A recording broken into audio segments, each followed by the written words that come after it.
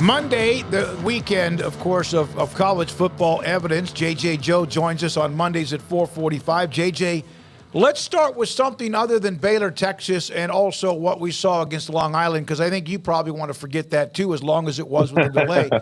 But when you look at what we're seeing in college football, and I know there are still maybe a handful of elite teams, do you think that college football is more susceptible to upsets now than ever before? And if so, why?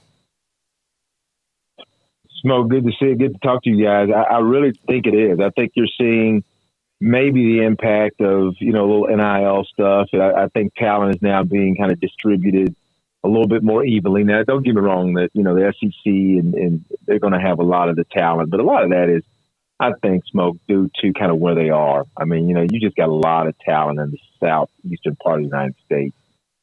So, but I think you do. I mean, I think you have a situation where we had upsets before. We used to see in Michigan and Appalachian State or whatnot. But I think now you will continue to see the field leveled a little bit.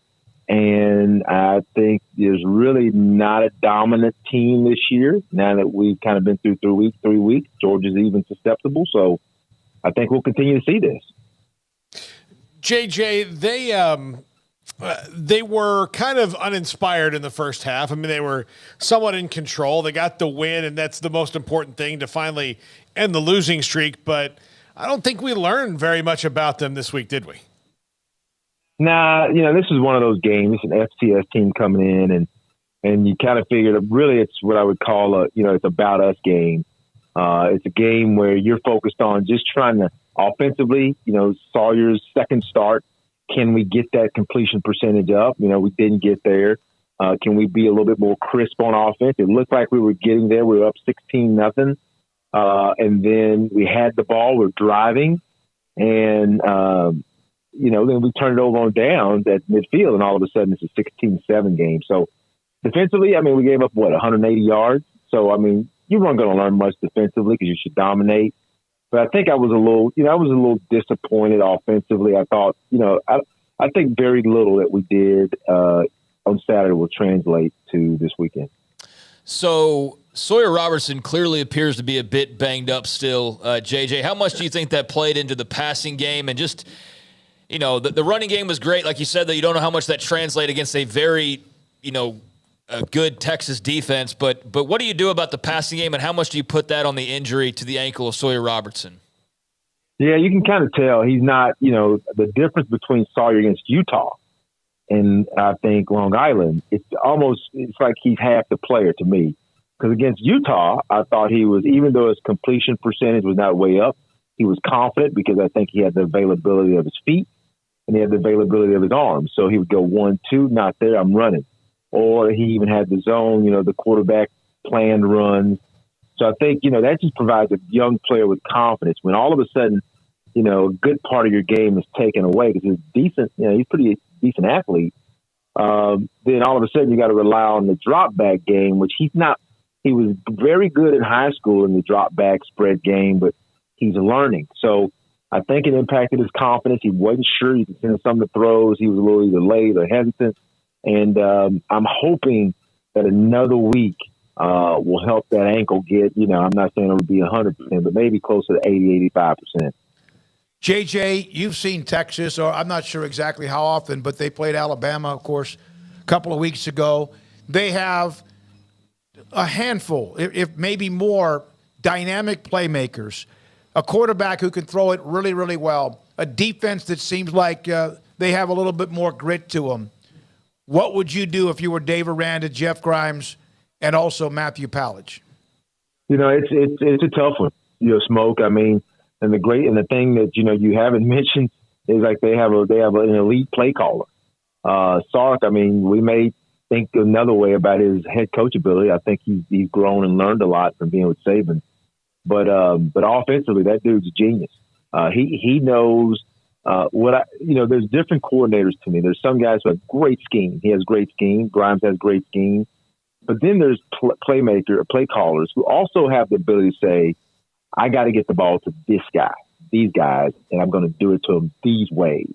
And they communicate it to the players. The players know They rep it, and you can see the confidence in the players. And so he's pretty darn good at that.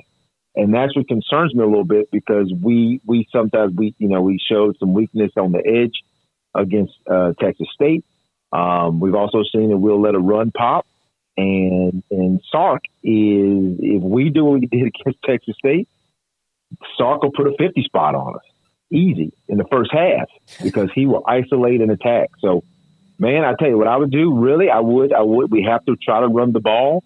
But Sawyer has to, hopefully, I think the way that he has to be able to get that completion percentage up, Coach Grimes has to schedule in some easy completions for him. Easy ones. It's almost like one read, boom. It's like a guide motion, boom.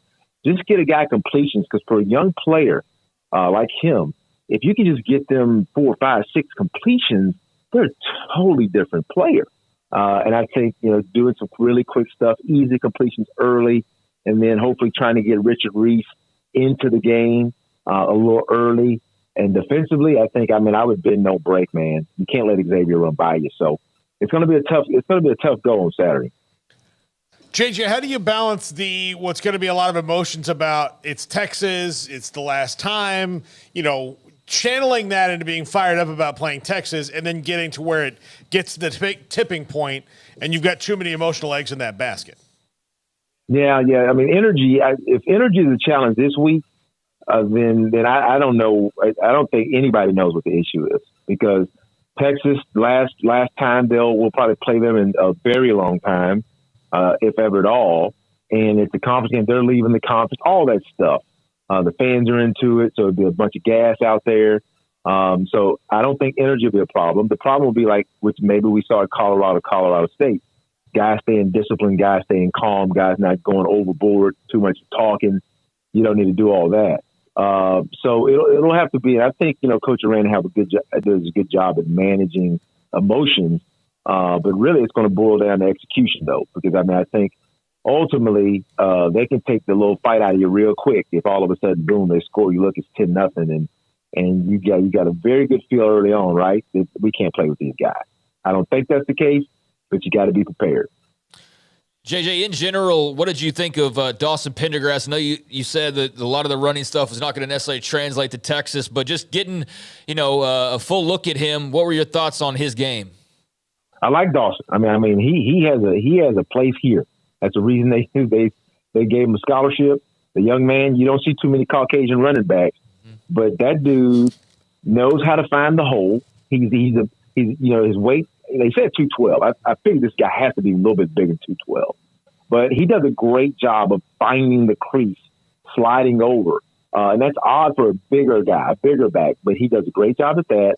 He's physical. He usually is able to fight through a tackle or two, and you need that. That is very necessary. Now, next week we're going against defensive linemen that are 15 times better than the ones we saw on Saturday.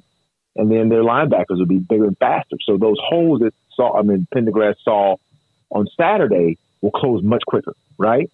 And it'll be a bigger, stronger dude filling that hole. So that's why I'm saying I think, Coach, while it works, Coach has to be very cognizant that, hey, look, this is a different animal we're facing, and the question is, how do we attack? I mean, you're not ready for 3 yards in a cloud of dust to come back, right? If it works, right? Keep the ball away and hope for the best.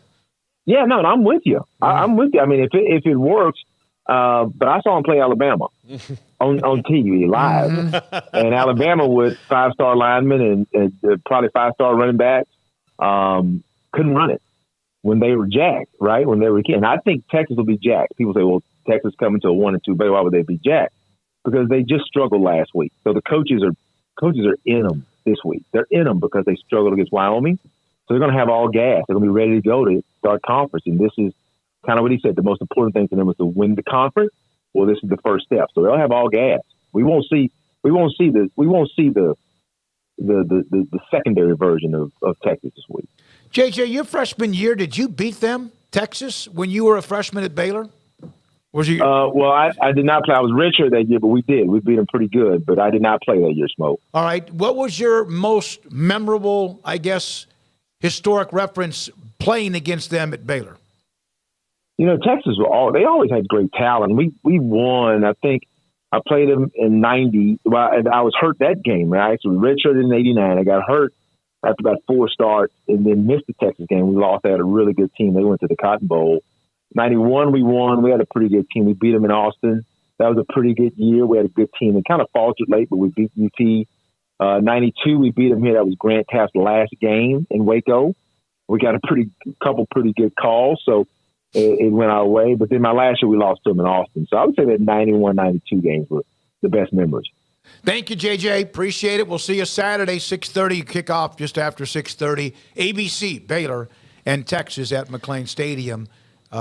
Texas paid Wyoming